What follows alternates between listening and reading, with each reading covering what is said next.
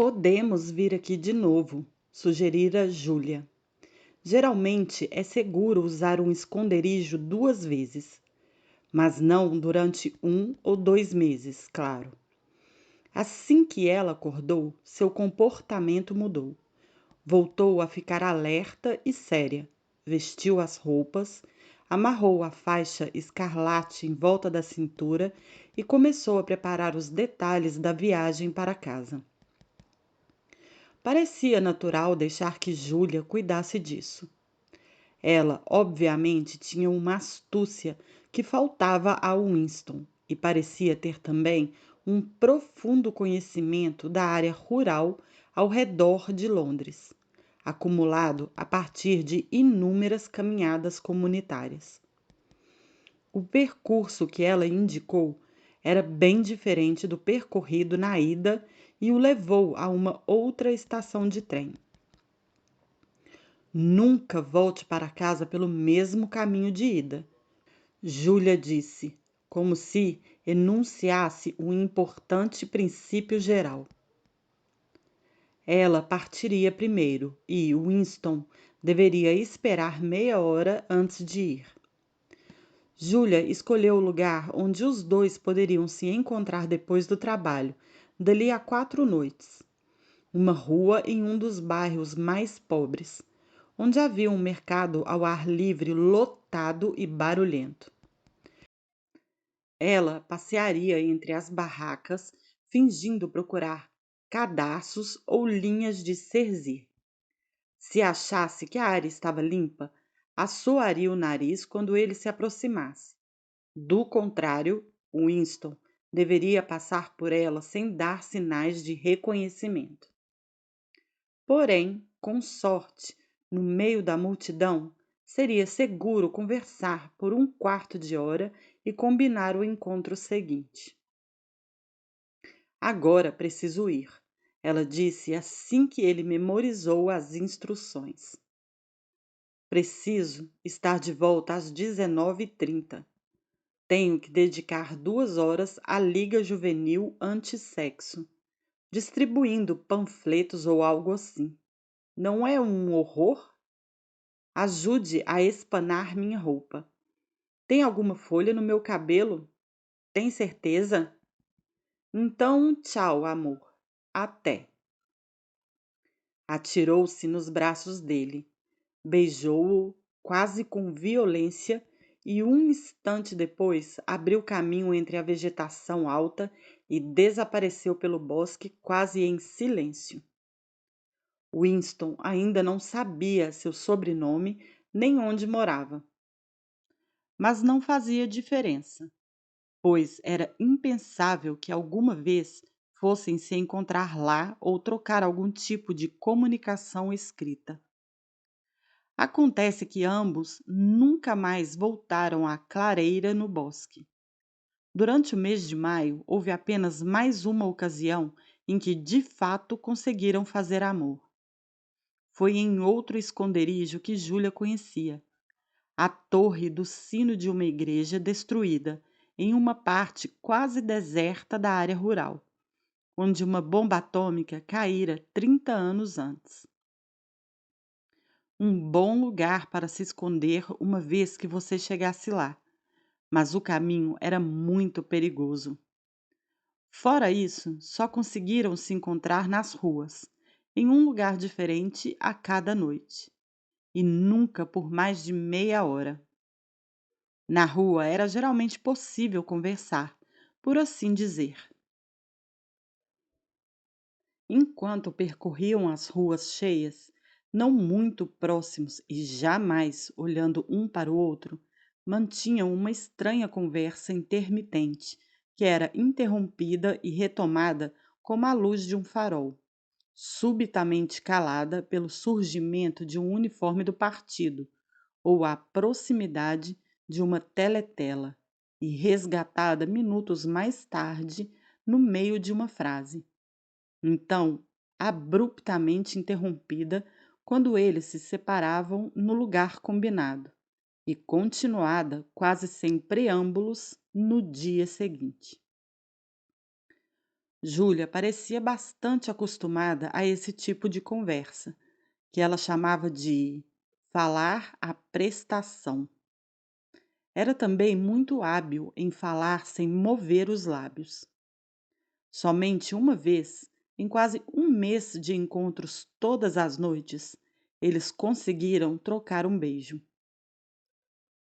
Estavam passando em silêncio por uma rua lateral.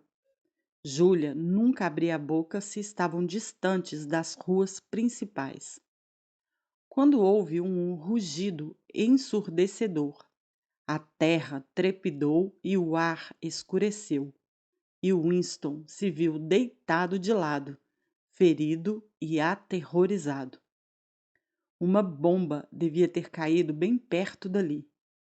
De repente, ele se deu conta do rosto de Júlia a poucos centímetros do seu, mortalmente branco, branco como giz.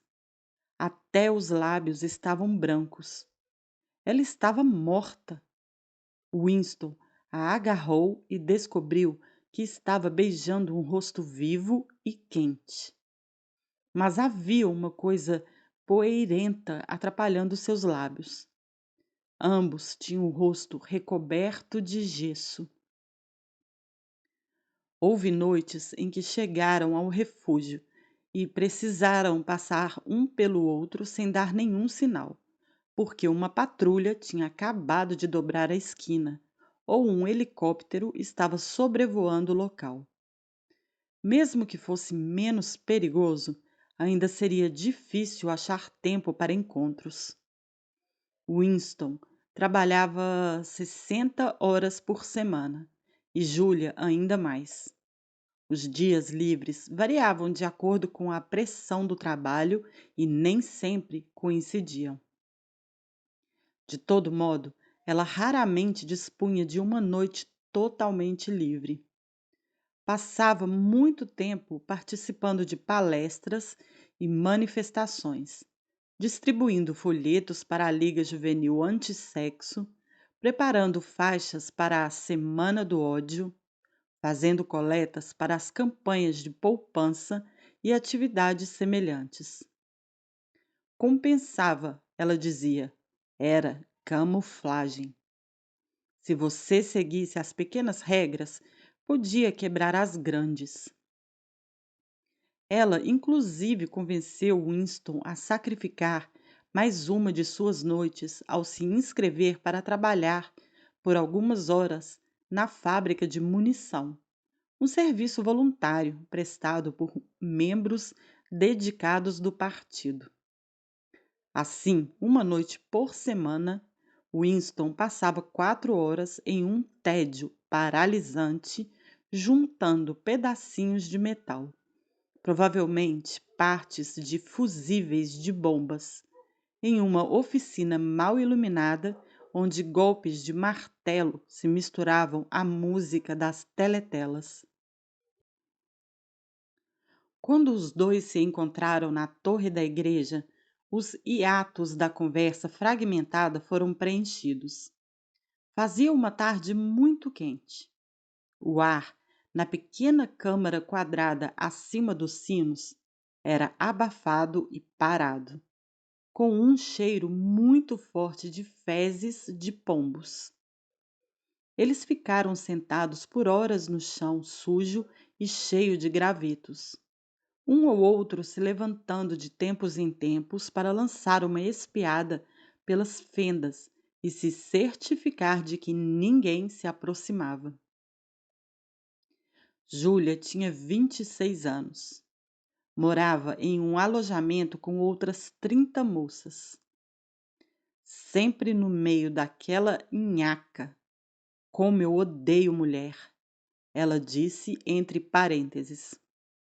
E trabalhava, como ele havia suposto, nas máquinas escrevedeiras de romances do departamento de ficção. Gostava do trabalho, que consistia principalmente no controle e na manutenção de um motor elétrico muito potente, porém complexo. Não era especialista, mas gostava de usar as mãos e se sentia à vontade com equipamentos. Era capaz de descrever todo o processo de composição de um romance, desde as orientações gerais emitidas pelo Comitê de Planejamento até os toques finais do esquadrão de reescrita, mas não tinha interesse no produto final. Não ligava muito para a leitura, avisou. Livros eram apenas um item que precisava ser produzido, como geleia ou cadarços. Ela não tinha lembrança de nada anterior ao início dos anos 1960, e a única pessoa que conhecera e com quem havia falado com frequência sobre os dias anteriores à Revolução tinha sido um avô, que sumira quando Júlia tinha 8 anos. Na escola, fora capitã do time de hóquei e conquistara o troféu de ginástica por 2 anos consecutivos. Foi líder de tropa nos Espiões e secretária de uma divisão da Liga Juvenil antes de se juntar à Liga Juvenil Antissexo. Demonstrara sempre um excelente temperamento. Havia até, sinal infalível de boa reputação, sido escolhida para trabalhar na Supornô, a subseção do departamento de ficção que produzia pornografia barata para distribuição aos proletas. O lugar era chamado de Buraco Sujo, por quem trabalhava lá.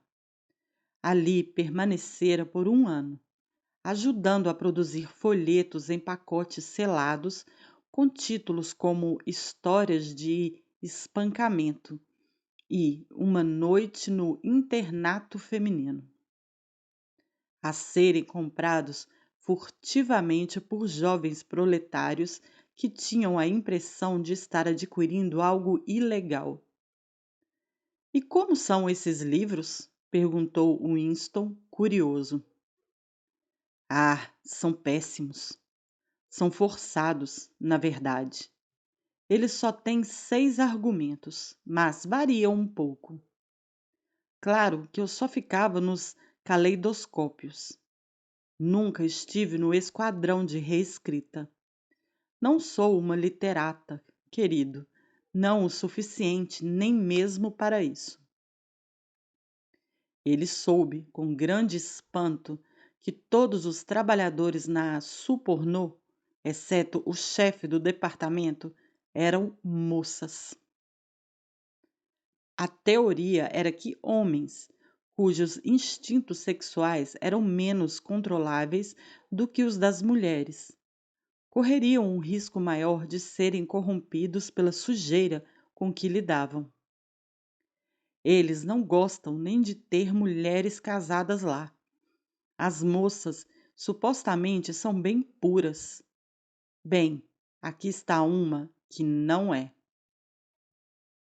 Ela teve o primeiro caso amoroso aos 16 anos, com um membro do partido que tinha 60 e mais tarde cometeu suicídio para evitar ser preso. Ele tinha um bom emprego, disse Júlia. Do contrário, teriam arrancado meu nome quando ele confessou. Desde então, teve vários outros. A vida que conhecia era bastante simples. Você queria se divertir. Eles, significando o partido, queriam impedir que você se divertisse. Você quebrava as regras como podia. Ela parecia considerar igualmente natural que eles quisessem roubar você de seus prazeres e que você quisesse evitar ser pego. Odiava o partido e dizia isso com as palavras mais cruas, mas não fazia críticas mais gerais, exceto no que se relacionava diretamente à sua vida. Não tinha interesse na doutrina do partido. Winston notou que ela nunca usava palavras em novo idioma exceto as que faziam parte do cotidiano. Nunca ouvira falar da Irmandade e se recusava a acreditar que existisse. Qualquer tipo de revolta organizada contra o partido, sempre determinada a fracassar, parecia-lhe uma estupidez. A melhor coisa a fazer era quebrar as regras e continuar viva apesar disso. Ele pensou vagamente quantas outras como ela existiriam na geração mais nova. Pessoas que haviam crescido no mundo da revolução, ignorando todo o resto, aceitando o partido como algo imutável, como o azul do céu, sem se revoltar contra sua autoridade, mas apenas desviando dela como um coelho que se esconde de um cão. Eles não cogitaram a possibilidade de se casar. Era remota demais para valer a reflexão. Nenhum comitê imaginável jamais aprovaria um casamento daqueles, mesmo que Catherine, a esposa de Winston, pudesse de alguma forma ser tirada do caminho. Era uma impossibilidade até como devaneio. Como ela era a sua esposa? Quis saber Júlia. Ela era. Você conhece a palavra bem pensar em novo idioma? Significando naturalmente ortodoxa, incapaz de ter um pensamento ruim? Não, não conheço a palavra, mas conheço esse tipo de gente, sem dúvida. Winston começou a lhe contar a história de sua vida de casado, mas curiosamente ela já parecia conhecer as partes principais. Descreveu-lhe, quase como se tivesse visto ou sentido, o enrijecimento do corpo de Catherine como quando ele a tocava, o modo como ela parecia empurrá-lo para longe, mesmo quando os braços o enlaçavam com força. Com Júlia, ele não tinha dificuldade de falar sobre essas coisas. Catherine, fosse como fosse, há muito tempo tinha deixado de ser uma lembrança dolorosa para se tornar apenas desagradável. Eu poderia ter ficado, se não fosse por uma coisa, ele disse. E contou sobre a pequena cerimônia frígida que Catherine o havia forçado a executar na mesma noite, todas as semanas. Ela detestava aquilo, mas nada a impedia de continuar fazendo. Chamava isso de "Ah, você não vai acreditar". Nosso dever para com o partido, respondeu Júlia prontamente. Como sabe? Estive na escola também, querido. Conversa sobre sexo uma vez por mês a partir dos 16 anos. E no movimento jovem. Eles enfiam isso na sua cabeça por anos. Ouso dizer que funciona em muitos casos. Mas é claro que nunca se sabe. As pessoas são hipócritas. Ela começou a se estender sobre o assunto. Com Júlia, tudo se reduzia à própria sexualidade. Quando algum aspecto da questão era abordado, era bem esperta. Ao contrário de Winston, havia captado o sentido profundo do puritanismo sexual do partido. Não era apenas que o instinto sexual criava um mundo próprio que ficava além do controle do partido e, portanto, precisava ser destruído. O mais importante era que a privação de sexo levava à histeria, que era desejável porque podia ser transformada em força para lutar na guerra e em adoração ao líder. O modo como expôs isso foi: quando você faz amor, está gastando energia. e depois você fica feliz e não dá a menor bola para nada. Eles não admitem que você se sinta assim. Querem que você exploda de energia o tempo todo. Esse monte de marcha para cima e para baixo, e gritos e agitar de bandeiras é só sexo que azedou. Se você está feliz consigo mesmo, por que vai se importar com o grande irmão e os planos trienais e os 2 minutos de ódio e todo o resto dessa maldita podridão? Aquilo era verdade, ele pensou. Havia uma conexão direta, íntima, entre a castidade e a ortodoxia política. Pois como se poderia obter o medo, o ódio e o fanatismo que o partido precisava que seus membros sentissem, a não ser reprimindo algum instinto poderoso e depois usando-o como força motriz? O impulso sexual era perigoso para o partido, e o partido o usava a seu favor. Executava um truque parecido em relação ao instinto parental. A família não podia de fato ser dissolvida.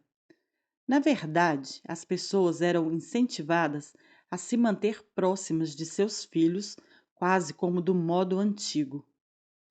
As crianças, por outro lado, eram sistematicamente postas contra seus pais, ensinadas a espioná-los e a deletar seus desvios. A família tinha se tornado, com efeito, uma extensão da polícia do pensamento. Era um dispositivo por meio do qual toda pessoa estava cercada, noite e dia, por informantes que a conheciam muito de perto. De repente, seus pensamentos voltaram para Catherine, que sem a menor sombra de dúvidas o teria denunciado para a polícia do pensamento se não fosse tão burra para perceber a inortodoxia das opiniões do marido. Mas o que a trouxe à sua mente naquele momento foi o calor insuportável da tarde, que fazia o suor brotar em sua testa. Ele começou a contar a Júlia uma coisa acontecida, ou que lhe falhara em acontecer, em outra tarde escaldante de verão, 11 anos antes. Fazia 3 ou 4 meses que estavam casados.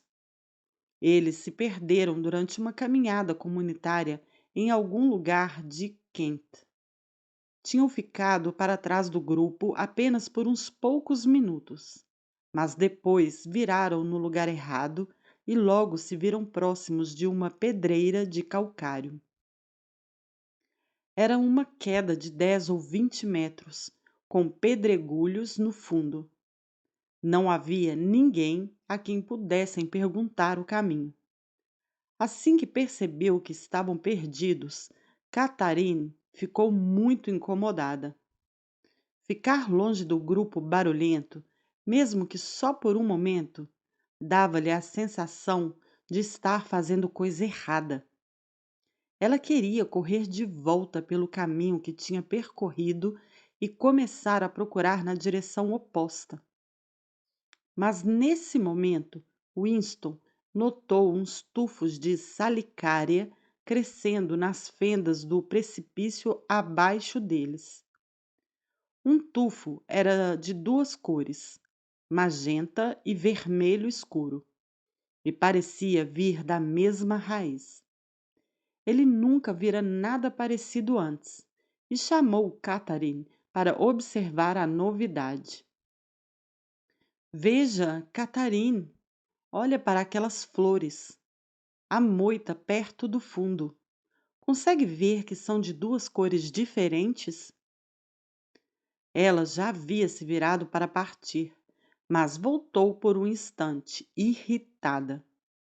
Até se inclinara sobre o precipício para ver que o marido apontava. Um pouco atrás dela, Winston pôs a mão em sua cintura para lhe dar mais estabilidade. Nesse momento, se deu conta de quanto estavam completamente sozinhos. Não havia uma só criatura humana em parte alguma, nem uma folha se movendo, nem mesmo um passarinho acordado. Em um lugar daqueles, o perigo de haver um microfone escondido era quase nulo e, mesmo que houvesse, só captaria sons. Era a hora mais quente e sonolenta da tarde. O sol abrasador os queimava e o suor pingava de seu rosto. E o pensamento lhe veio. Por que você não a empurrou? Disse Júlia. Eu teria empurrado. Sim, querida, você teria empurrado. Eu teria também, se fosse na época a pessoa que sou agora. Ou quem sabe não teria, não tenho certeza. Você se arrepende de não ter empurrado? Sim, depois de tudo, eu me arrependo. Estavam sentados lado a lado no chão sujo. Ele a puxou para mais perto. A cabeça de Júlia se apoiava no ombro masculino. O cheiro agradável dos cabelos dela vencendo as fezes dos pombos. Era muito jovem, ainda esperava algo da vida. Não entendia que empurrar uma pessoa inconveniente em um precipício não resolve nada. Na verdade, não teria feito diferença, ele disse. Então, por que você lamenta não ter empurrado? Porque prefiro uma ação a uma omissão. Nesse jogo que estamos disputando, não temos como vencer. Algumas derrotas são melhores que outras. E só. Winston sentiu os ombros dela darem um sacolejo de discordância. Júlia sempre o contradizia quando o ouvia dizer coisas assim. Não aceitava como uma lei da natureza que o indivíduo fosse sempre derrotado. Por um lado, entendia a si mesma como condenada. Sabia que cedo ou tarde a polícia do pensamento iria prendê-la e matá-la. Mas com outra parte da mente, acreditava ser de alguma forma possível construir um mundo secreto, no qual você poderia viver como quisesse. Você só precisava de sorte, esperteza e coragem. Ela não entendia que a felicidade não existia, que a única vitória repousava em um futuro muito distante, bem depois que você estivesse morto e que, a partir do momento em que declarasse guerra ao partido, era melhor você pensar em si mesmo como um cadáver. Nós somos os mortos, ele comentou. Nós não estamos mortos ainda, disse Júlia de maneira prosaica. Não fisicamente. 6 meses, 1 ano, talvez 5. É concebível. Eu tenho medo da morte. Você é jovem, então, supostamente, tem mais medo do que eu. Claro que devemos adiá-la tanto quanto possível, mas faz pouca diferença. Enquanto os seres humanos permanecerem humanos, morte e vida são a mesma coisa. Besteira! Com quem você preferiria dormir? Comigo ou com um esqueleto? Não gosta de estar vivo? Não gosta da sensação de isto sou eu, esta é a minha mão, esta é a minha perna, eu sou real, sólido, estou vivo. Não gosta disso? Virou-se e pressionou o peito contra ele. Winston sentiu os seios maduros, mas firmes, através do macacão. O corpo bonito parecia despejar no dele um pouco da juventude e do vigor próprios. Sim, eu gosto disso, ele respondeu. Então pare com esse papo de morte. Agora, querido, ouça. Temos que marcar o próximo encontro. Podemos voltar àquele lugar no bosque. Já demos um intervalo longo bastante. Mas dessa vez você precisa ir por um caminho diferente. Já tenho tudo planejado. Você pega o trem. Olha, vou desenhar para você. E de seu jeito prático, ela formou um pequeno quadrado de poeira e, com um graveto tirado de um ninho de pombos, desenhou um mapa no chão. Winston passou os olhos pelo quartinho modesto acima da loja do Sr. Charrington. Ao lado da janela, a cama enorme estava arrumada com cobertores esfarrapados e um travesseiro sem fronha. O relógio antigo, com um mostrador de 12 horas, tic-taqueava na cornija. No canto, sobre a mesa expansível, o peso de papel de vidro que ele comprara na visita anterior brilhava fracamente na semi-escuridão. No anteparo da lareira havia um fogareiro a óleo, uma panela e 2 xícaras fornecidos pelo Sr. Charrington. Winston acendeu o queimador e pôs uma panela de água para ferver. Comprara um sachê cheio de café Vitória e alguns tabletes de sacarina. Os ponteiros do relógio marcavam 7h20, mas na verdade eram 19h20. Ela viria às 19h30. Loucura, loucura! O coração dele ficava repetindo.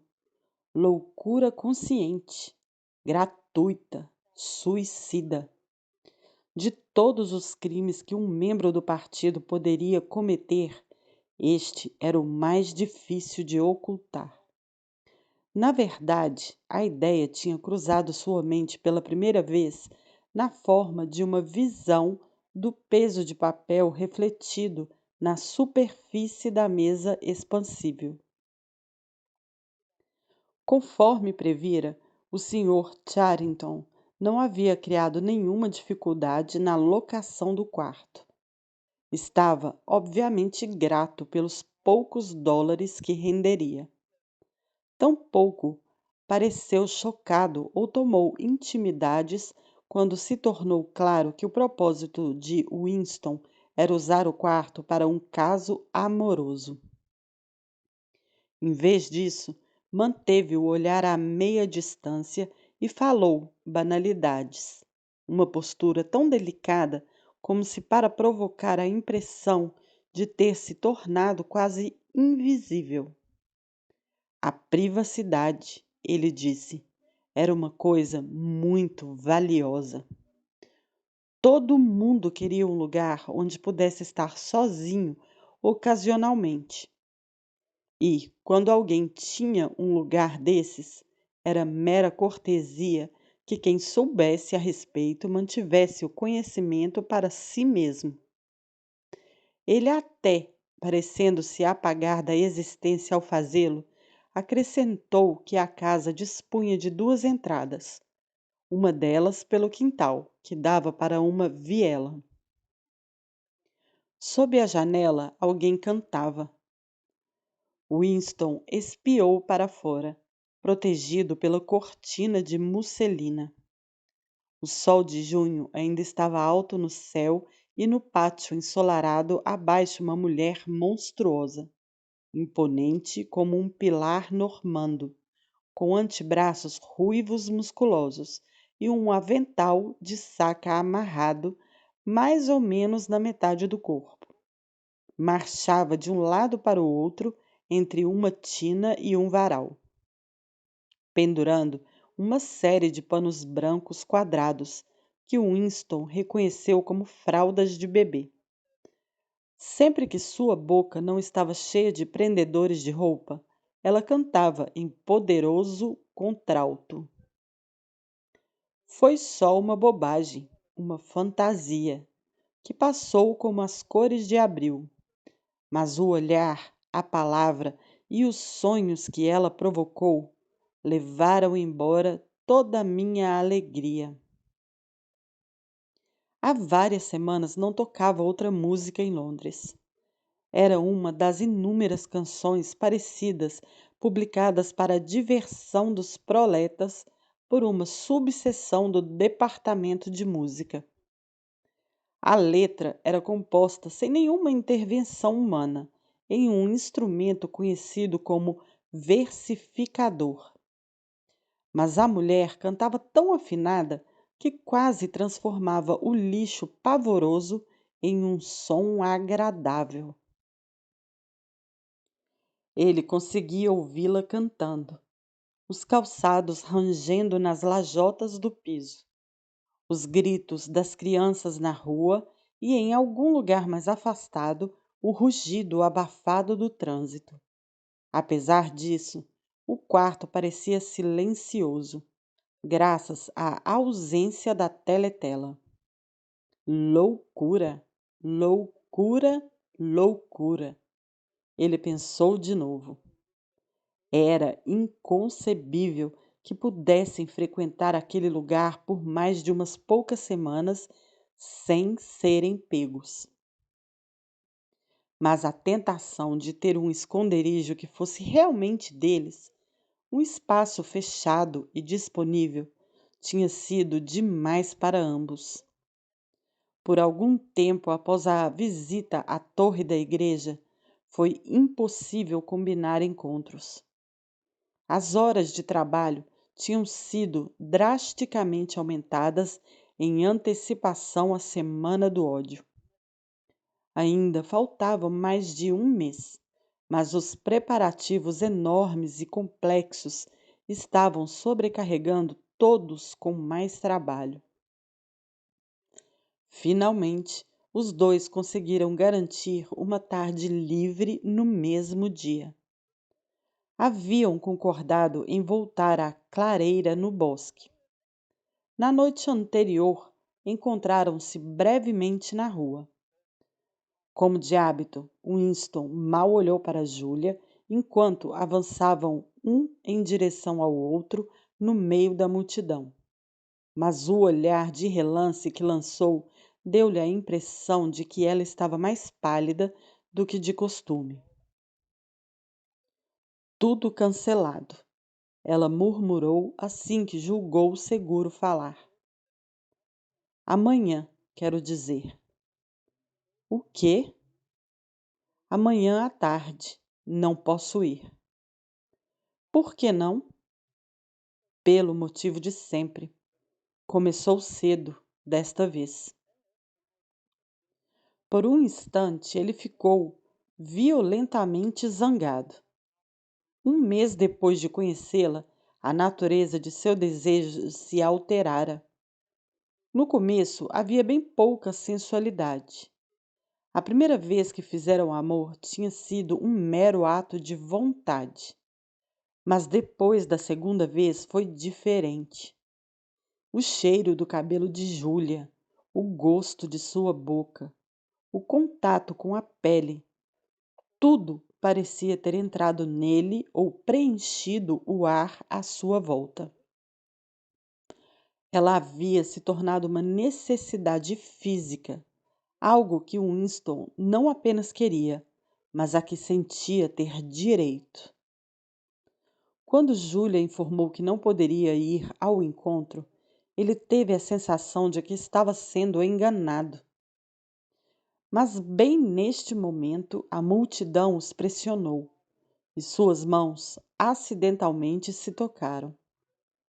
Ela fez na ponta dos dedos dele uma pressão leve que pareceu transmitir não desejo, mas afeto. Ocorreu-lhe que, quando se vivia com uma mulher, aquela decepção particular deveria ser um evento normal, recorrente, e uma ternura profunda, como nunca tinha sentido antes, de repente tomou conta dele.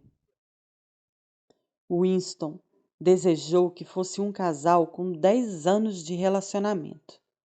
Desejou andar pelas ruas com ela, como estavam fazendo agora, mas abertamente e sem medo, conversando trivialidades e comprando bugigangas e quinquilharias para casa. Desejou, acima de tudo, que tivessem um lugar onde pudessem estar sozinhos juntos, sem ter a obrigação de fazer amor todas as vezes que se encontravam.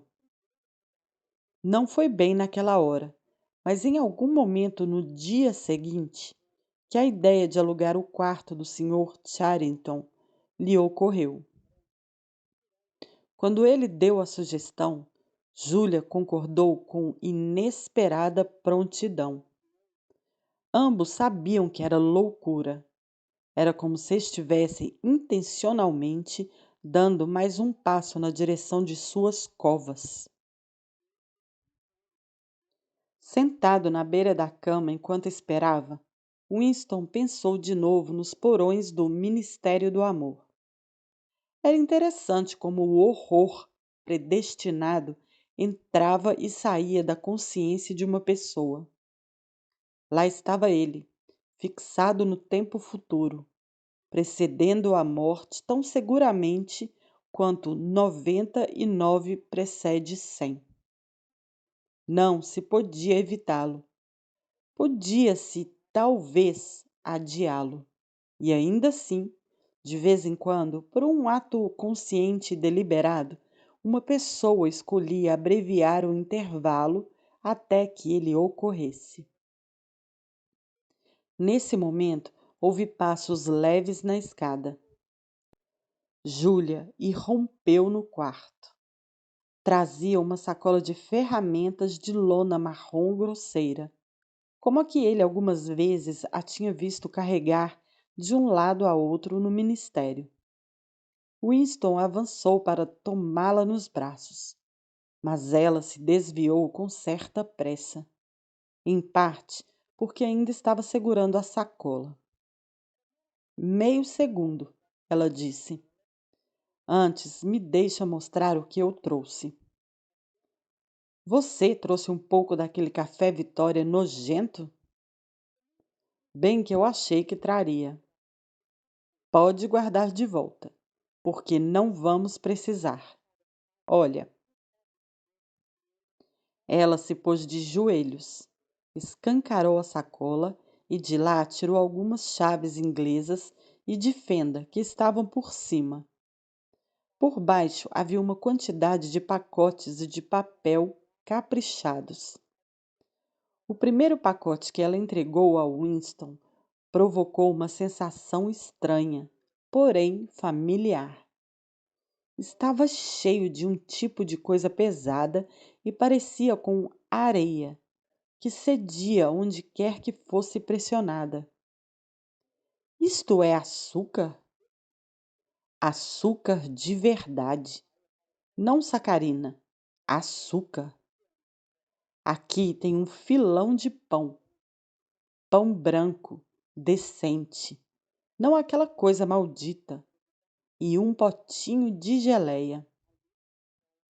E aqui está uma garrafa de leite. Mas olha, é disso que eu estou mais orgulhosa. Precisei embrulhar com um pouco de pano, porque... Júlia não precisava explicar por que tinha feito isso. O cheiro já inundava o quarto, um aroma que parecia uma epifania de sua infância, mas que de vez em quando ainda se sentia, mesmo agora, soprando em uma ruela antes que uma porta batesse, ou se espalhando misteriosamente em uma rua lotada, farejado por um instante e depois perdido de novo. É café, ele murmurou. Café de verdade. É café do núcleo do partido. Tem 1 quilo inteirinho aí, ela disse. Como você conseguiu pôr a mão nessas coisas? É tudo do núcleo do partido. Não há nada que aqueles porcos não tenham. Nada. Mas é claro que garçons, empregados e pessoas furtam coisas. Mas olha, tem um pacote de chá também. Winston se ajoelhara ao lado dela. Rasgou o canto do pacote. É chá de verdade, não folhas de amora. Tem tido bastante chá ultimamente. Eles conquistaram a Índia ou coisa assim, ela disse vagamente. Mas ouça, querido, quero que você fique de costas para mim por 3 minutos. Vá sentar do outro lado da cama. Não fique muito perto da janela. E não vire até eu dizer que pode. Winston observou abstratamente através da cortina de musselina. Lá embaixo no pátio, a mulher dos antebraços vermelhos ainda marchava da tina para o varal e de volta. Tirou mais 2 pregadores da boca e cantou, com muito sentimento. Dizem que tudo passa com o tempo e que a gente esquece o tormento. Mas sorrisos e lágrimas e alento ainda me despertam tanto sentimento. Ela parecia saber de cor a papagaiada toda. Sua voz se elevava com o ar doce do verão, muito melodiosa, carregada de uma melancolia feliz. Dava a impressão de que ela ficaria bem feliz se a noite de junho fosse infinita e o estoque de roupas infinito, para permanecer ali por 1000 anos, prendendo fraldas e cantando bobagens. Winston se deu conta do curioso fato de jamais ter ouvido um membro do partido cantar desacompanhado e espontaneamente. Isso talvez até parecesse ligeiramente inortodoxo, uma excentricidade perigosa, como falar sozinho. Talvez fosse apenas quando as pessoas estavam com fome, em um nível próximo da morte, que tinham algo sobre o que cantar. Pode virar agora, disse Júlia. Ele se virou e por um instante quase não a reconheceu. Esperava vê-la nua. Ela, porém, não estava nua. A transformação ocorrida era muito mais surpreendente do que isso. Júlia havia pintado o rosto. Devia ter entrado em alguma loja no bairro Proletário e comprado um conjunto completo de maquiagem. Os lábios estavam profundamente vermelhos, as bochechas coradas, o nariz empuado. Havia até um toque de alguma coisa nos olhos que os tornava mais iluminados.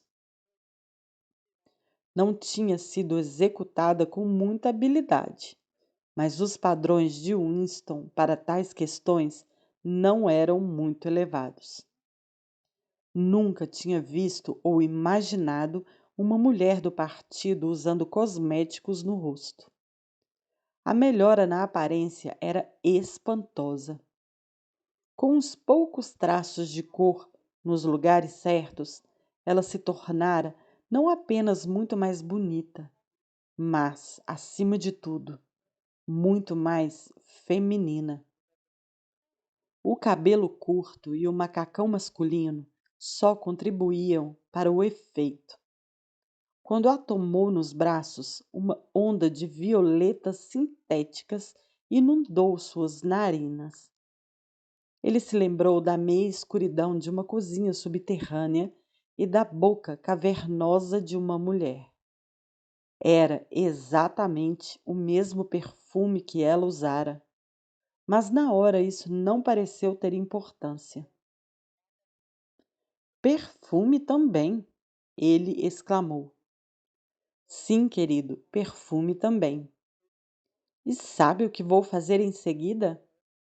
Vou conseguir um pouco de roupa feminina em algum lugar e vou usá-la em vez destas malditas calças. Vou usar meias de seda e saltos altos. Neste quarto serei uma mulher, não uma camarada do partido.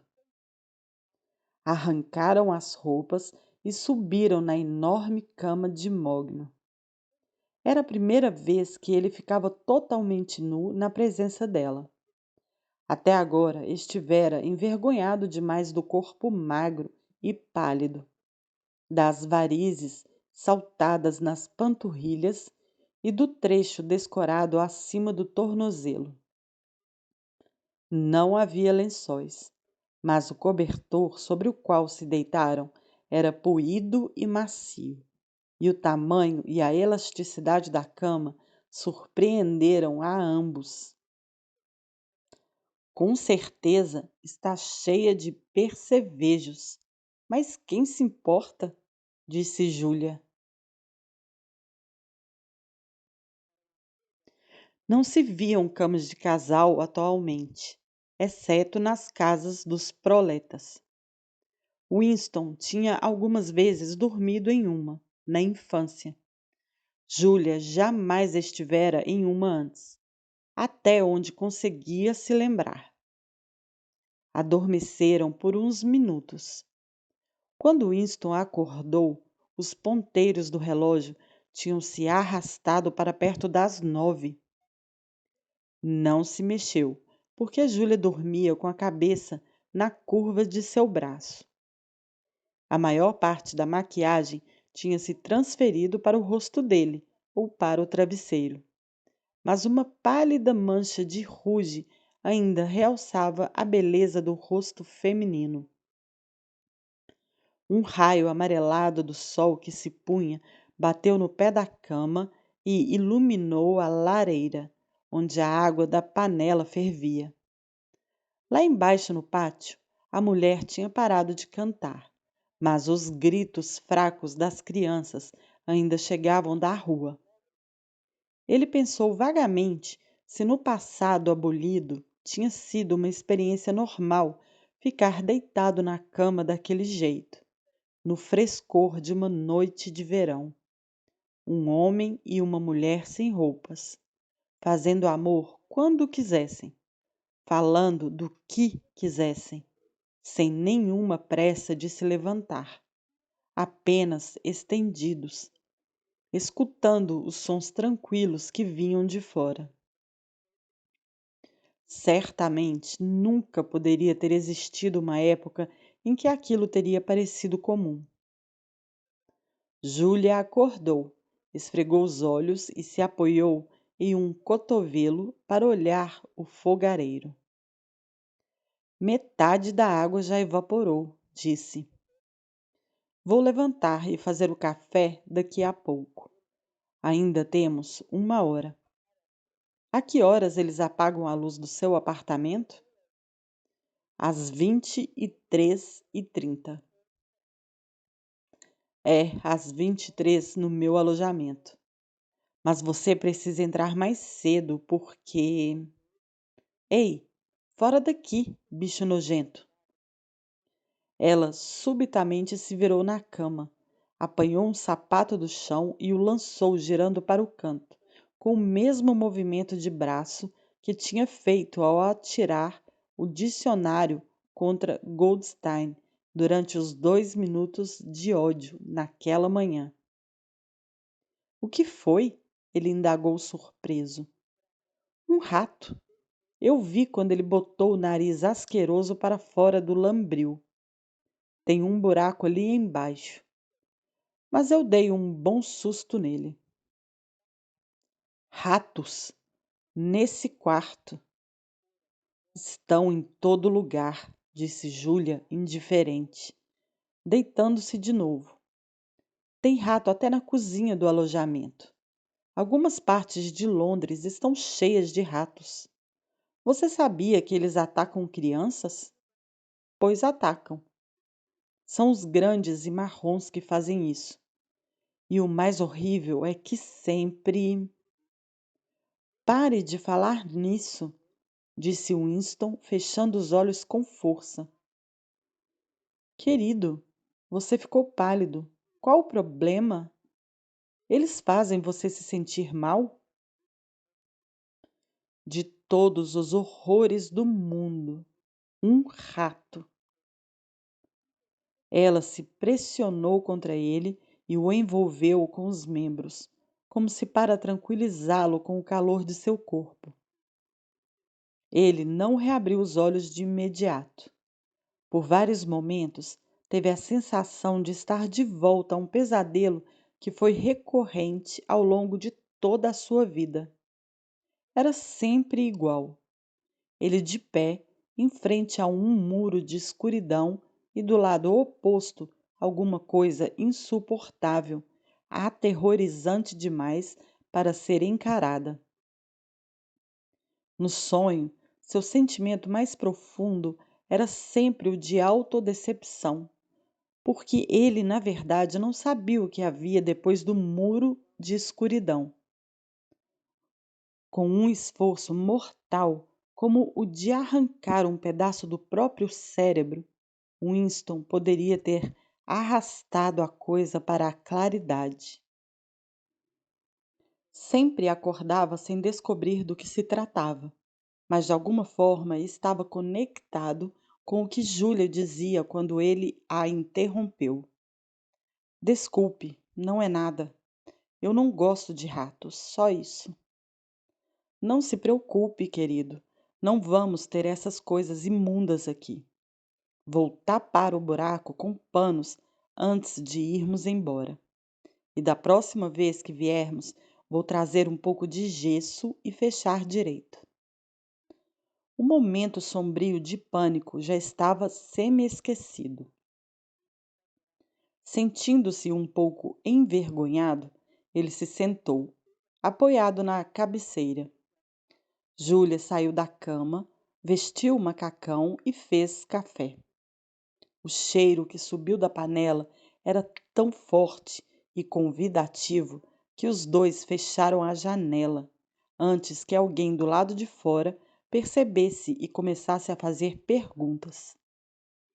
Ainda melhor do que o gosto do café era a textura sedosa que o açúcar lhe dava. Uma coisa de que Winston quase não se lembrava mais, depois de anos de sacarina. Com uma das mãos no bolso e um pedaço de pão com geleia na outra, Júlia perambulava pelo quarto, olhando com indiferença para a estante de livros, apontando o melhor jeito de consertar a mesa expansível, jogando-se na poltrona esfarrapada para ver se era confortável e examinando o absurdo relógio com mostrador de 12 horas, achando graça. Levou o peso de papel de vidro para a cama, para observá-lo em uma luz melhor.